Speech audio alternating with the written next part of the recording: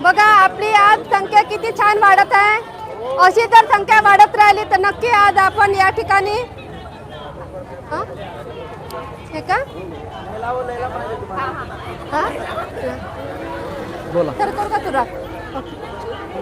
नमस्कार, मी भारती जाधव, अमरावती जिल्हा। एक प्रशिक्षणार्थी म्हणून या ठिकाणी एक आपल्या बेरोजगार जे आपल्याला या ठिकाणी बेरोजगार म्हणून या ठिकाणी सुशिक्षित बेरोजगार यासाठी आपण या ठिकाणी सगळेजण जमलेलो आहे। कायमस्वरूपी रोजगारासाठी, आपल्या हक्कासाठी, आपल्या हक्काच्या भाकरीसाठी या ठिकाणी आज आपण सर्वजण जुडलेलो आहे। आणि अशीच जर आपली मेजॉरिटी आणि संख्या या ठिकाणी जर वाढत राहिली तर नक्कीच आपला विजय होणार। आपल्यासाठी या अधिवेशनमध्ये GR निघणार, वाटते ना तुम्हाला? आपल्याला GR भेटेल की नाही भेटेल?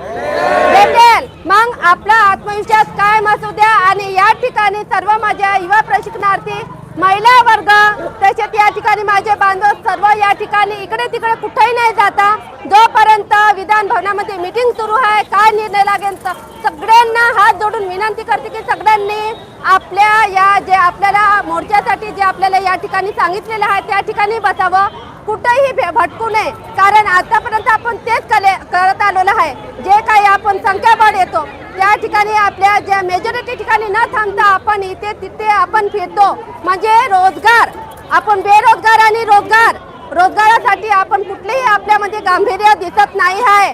आणि असं चित्र तुम्ही सरकारला दाखवताय तर हात जोडून तुम्हाला मी भाऊ बहीण मला विनंती करते की असं काही दाखवू नका। आपण बेरोजगार आहोत आणि आपल्याला रोजगार पाहिजे आहे। सरकार झुकाने वाला चाहिए।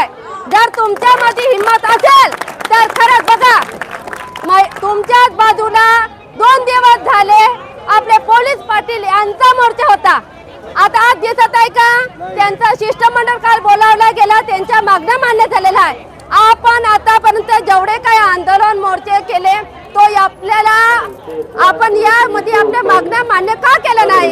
कोणीतरी विचार करत असेल ना?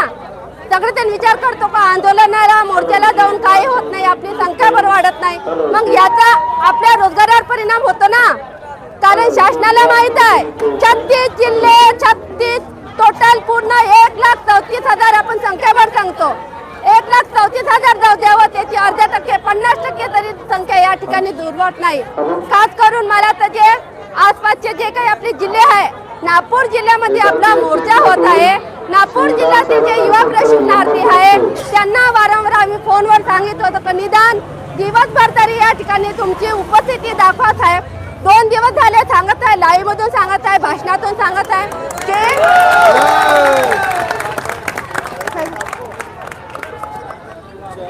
काय झालं?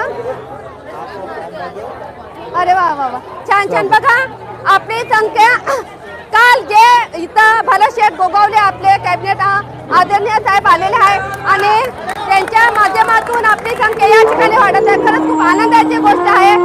अशी संख्या आपली वाढत राहा आणि ही संख्या जर आपल्याला अधिवेशनापर्यंत जर टिकवून ठेवायची असेल तर नक्कीच या अधिवेशनामध्ये आपण आपला GR घेऊन जाऊ।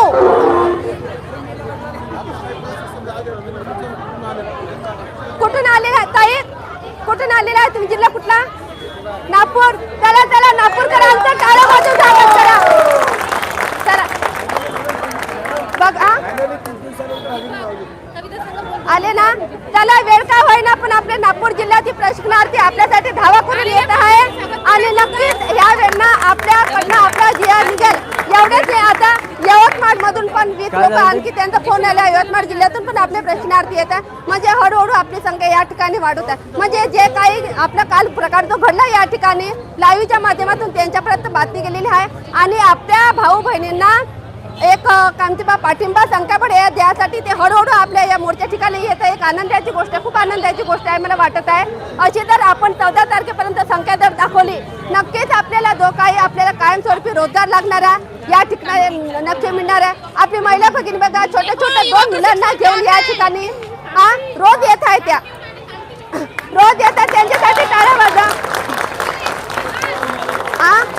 छोट्या छोट्या मुलांना या ठिकाणी लहान महिला लोकांचे लहान बाळांना घेऊन महिला वर्ग या ठिकाणी येतात, त्याचे आभार माना तेवढे कमीच आहे। तर मला एक प्रश्न विचारायचा आहे, तुम्हाला रोजगार पाहिजे